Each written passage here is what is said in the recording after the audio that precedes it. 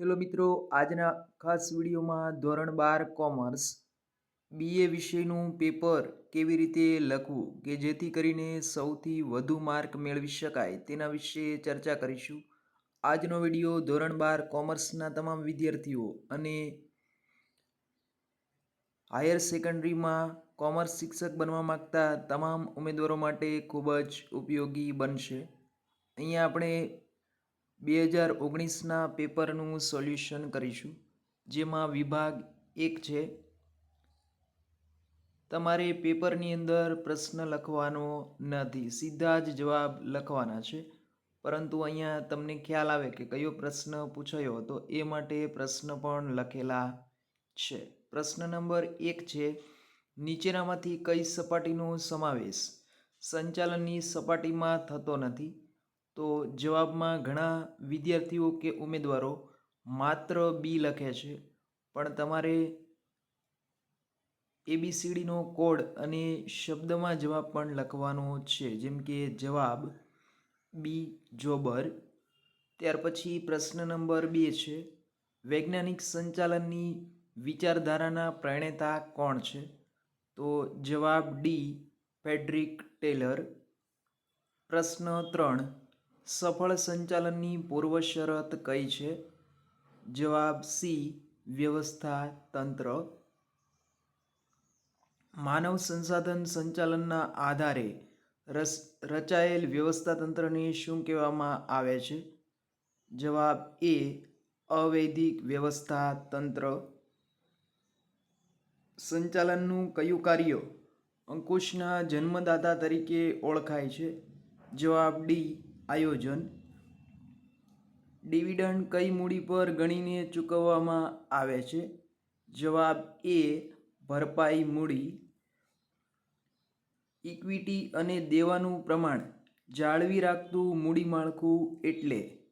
જવાબ એ ઇષ્ટતમ મૂડી માળખું. ટ્રેઝરી બિલ ભારત સરકાર વતી કોણ બહાર પાડે છે? જવાબ બી રિઝર્વ બેંક ઓફ ઇન્ડિયા.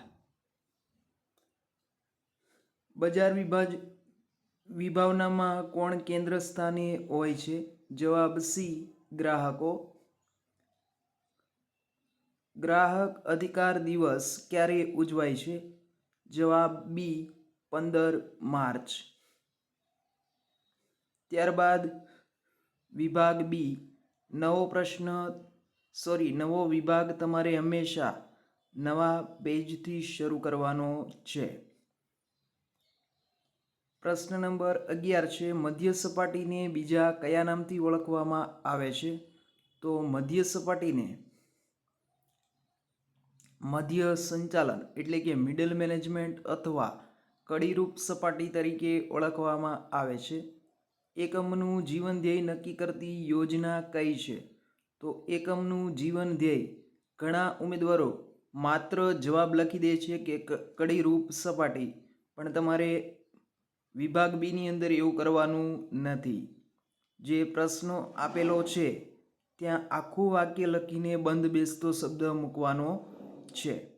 જેમ કે મધ્ય સપાટીને બીજા કયા નામથી ઓળખવામાં આવે છે? તો મધ્ય સપાટીને મધ્યમ સંચાલન અથવા કડીરૂપ સપાટી તરીકે ઓળખવામાં આવે છે. આ રીતે આખું લખવાનું છે, નહીતર સાચો જવાબ હોવા છતાં અડધો જ માર્ક મળી શકે છે.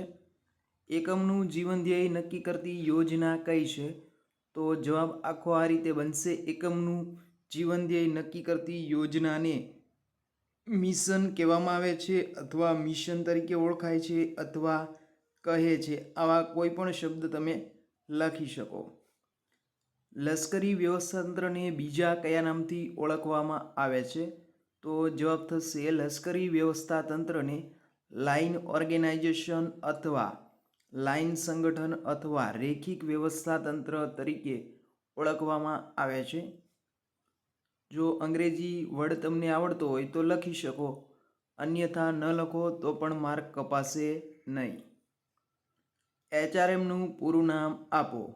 તો અહીંયા તમારે માત્ર પૂરું નામ લખવાનું છે, એ પણ અંગ્રેજીની અંદર. Human resource management.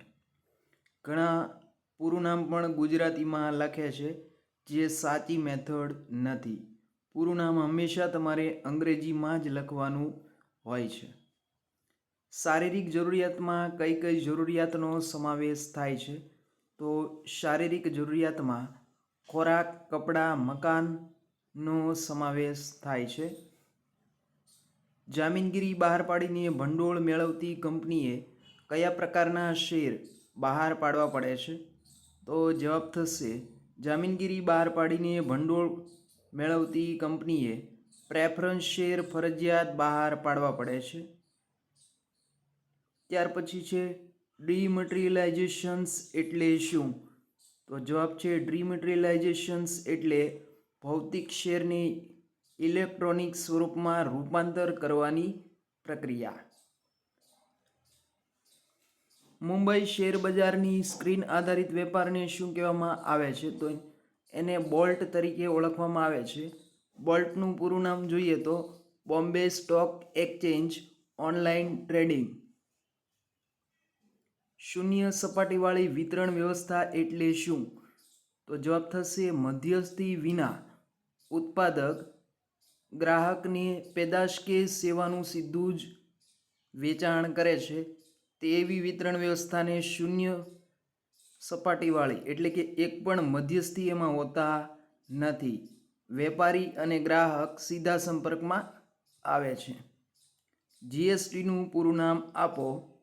તો જીએસટીનું પૂરું નામ છે વિસ્તૃત સ્વરૂપ ગુડ એન્ડ સર્વિસ ટેક્સ. ફરી મળીશું વિભાગ સી અને ડીના વિડીયો સાથે. જય હિન્દ, જય ભારત.